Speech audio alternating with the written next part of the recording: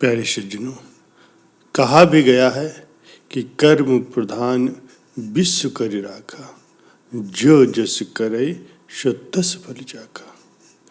ये बात बिल्कुल सत्य है कि कर्म फल से कोई भी नहीं बच पाया है। कर्म आपका देखने में तो बुरा हो सकता है, लेकिन अगर आपका उद्देश्य और आपकी नीयत सच्ची है तो फल भी आपको सच्चा और अच्छा ही मिलेगा। जिन कर्मों का फल वर्तमान में नहीं मिलता, उसे भोगने के लिए वो आत्मा नया शरीर धारण करती और अपने नए जन्म में अपना कर्म का फल भोगती है। इसी को ही कहते हैं कर्मों का सिद्धांत। बहुत समय पहले की बात है, एक राजा राज्य किया करता था। वो राजा एक दिन अपनी जन्म पत्री पढ़ रहा था। पढ़ते पढ़ते उस राजा को ख्याल आया कि जिस समय मेरा जन्म हुआ होगा, उस समय न जाने कितने मनुष्यों का भी जन्म हुआ होगा, लेकिन वो सभी मेरी तरह से राजा क्यों नहीं बने। राजा हर दिन हर समय इसी प्रश्न का उत्तर ढूंढने में लगा रहता, लेकिन उसे इसका उत्तर कहीं से नहीं मिल पा रहा था। अपने प्रश्न का उत्तर पाने के लिए राजा ने अपने राज्य के बड़े बड़े बुद्धिमान व्यक्तियों को बुलाया। राज्य के सभी बुद्धिमान व्यक्ति एकत्रित हुए। वो सभी सोच में पड़ गए कि राजा ने आखिर उन्हें क्यों बुलाया। राजा सभी का अभिनंदन स्वीकार करते हैं और उनसे पूछते हैं कि जिस समय मेरा जन्म हुआ, उसी क्षण में और न जाने कितने व्यक्तियों का भी जन्म हुआ होगा, तो उन सब व्यक्तियों में से मैं ही क्यों राजा बना, वो सभी राजा क्यों नहीं बने। सभी महान विद्वान इस प्रश्न का उत्तर सोचने के लिए गहन विचार करने लगे। वो सभी गहन सोच विचार करने के बाद भी उसके प्रश्न का उत्तर न दे सके। उस सभा में राज्य के एक बुजुर्ग विद्वान व्यक्ति भी बैठे थे। वो थोड़ी देर के बाद बोले, महाराज, तुम्हारे इस प्रश्न का उत्तर तुम्हें एक महान साधु ही दे सकते हैं, जो कि कई वर्षों से एक घने वन में तपस्या कर रहे हैं। ये सुनकर के राजा अगले दिन अपने सैनिकों के साथ उस जंगल की ओर निकल पड़ा। कुछ दूर पहुंचते ही राजा को वहां एक छोटी सी कुटिया दिखाई दी। जब राजा उस कुटिया के पास पहुंचा तो उसने देखा कि वहां एक साधु बैठा हुआ और आग के अंगारे खा रहा है। ये देख करके राजा बहुत ही चकित हो गया। राजा ने हिम्मत करके उससे कहा, हे साधु, मैं आपको प्रणाम करता हूँ। मैं आपसे एक प्रश्न पूछना चाहता हूँ कि मेरे जन्म वाले दिन और भी कितने मनुष्यों का जन्म हुआ होगा, उन सभी में से केवल मैं ही क्यों राजा बना।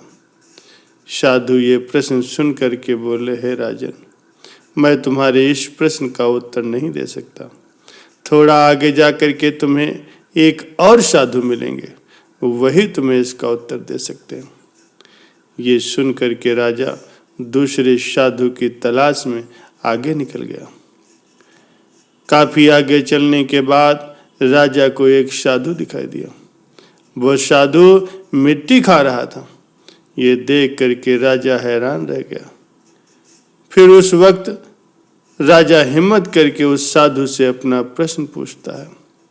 फिर साधु क्रोधित होकर के बोलता है कि तुम जल्दी यहाँ से भाग जाओ, मेरे पास तुम्हारे इस प्रश्न का उत्तर नहीं है। लेकिन वो साधु उसे एक लड़के के बारे में बतलाता है और कहता है कि तुम उस लड़के के पास जाओ, तुम्हें अपने प्रश्न का उत्तर वहां जरूर मिलेगा। वो राजा उस लड़के की तलाश में आगे बढ़ जाता है। ढूंढते ढूंढते वो राजा एक गांव में जा पहुंचा। राजा को थोड़े समय के बाद वो लड़का भी मिल गया। वो लड़का बहुत ही बीमार था। राजा ने उस लड़के से अपना प्रश्न पूछा। वो लड़का बोला, महाराज, हम पिछले जन्म में 4 भाई थे। एक बार हम चारों भाई किसी जंगल में भटक गए और हमें वहाँ कई दिन लग गए। हमारे पास केवल थोड़ा सा आटा था। हमने उसकी 4 रोटियां बना ली। जैसे ही हम लोग रोटियां खाने के लिए बैठे, तभी हमारे पास एक बाबा आए। वो बाबा बहुत भूखे थे। वो हमसे भोजन मांगने लगते हैं। तो बड़ा भाई बोलता है कि यदि हमने आपको अपना भोजन दे दिया तो क्या हम अंगारे खाएंगे। दूसरा भाई बोला, अगर हमने आपको अपना भोजन दे दिया तो क्या हम मिट्टी खाएंगे। अब जब मेरी बारी आई तो मैंने भी रोटियां देने से मना कर दिया। लेकिन हे राजन, तुम बहुत दयालु थे। तुमने अपने हिस्से का भोजन उस बाबा को दे करके उसका पेट भरा, और तुम्हारे इस पुण्य के कारण तुम इस जन्म में राजा बने। रास्ते में जो तुम्हें अंगारे खाते हुए और मिट्टी खाते हुए साधु मिले थे, वो दोनों तुम्हारे भाई थे। तुम्हारा तीसरा भाई मैं हूँ, जो इस समय मौत के मुंह में हूँ। हे राजन, इसी प्रकार से हम सभी भाइयों को अपनी अपनी करने का आज फल मिल रहा है। राजा ये सुन करके दंग रह गया, क्योंकि उसे अपने प्रश्न का उत्तर मिल गया था। प्यारे सज्जनों, कर्म के फल की व्याख्या इतनी आसान नहीं है। शब्द ही हमारे कर्म होते हैं।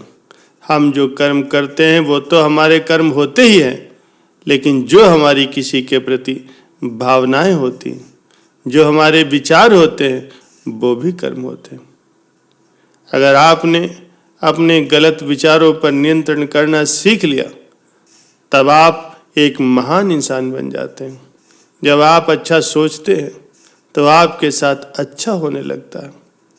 प्यारे सज्जनों, इसलिए कभी भी किसी के साथ बुरा नहीं करना चाहिए। जब भी आपको अवसर मिले, दूसरों की सहायता करने से कभी भी गुरेज न करें, क्योंकि जब हम किसी के साथ में अच्छा व्यवहार करते हैं, उसकी मदद करते हैं, तो परमात्मा भी हमारी मदद अवश्य करता है। हम जो भी कर्म करते हैं, चाहे वो सही हो या गलत है, उनका फल एक दिन हमें अवश्य ही भोगना पड़ता है। प्यारे सज्जनों, जिंदगी अगर हंसाए तो समझ लेना कि आपको अच्छे कर्मों का फल मिल रहा है, और जिंदगी अगर रुलाए तो समझ लेना कि ये आपके बुरे कर्मों का फल है। कर्म तो हम सभी करते हैं। अच्छे कर्म करेंगे तो फल भी अच्छा मिलेगा। अगर गलत कर्म करेंगे तो फल भी गलत ही होगा। हम जो भी कर्म करते हैं, अच्छे या बुरे, ये हमें कभी नहीं छोड़ते। हमें इनका फल आज नहीं तो कल जरूर मिलता है। लेकिन कई बार जब हमें बहुत दुख मिल रहा होता, तब हम ये कहते हैं कि हमने तो कोई बुरा कर्म किया ही नहीं, हमने तो किसी का कभी नुकसान किया ही नहीं, फिर हमें इतना दुख क्यों मिल रहा है। प्यारे सज्जनों, लेकिन हमने कर्म अवश्य किए होते हैं। अगर इस जन्म में नहीं किए तो पिछले जन्मों में किए होंगे।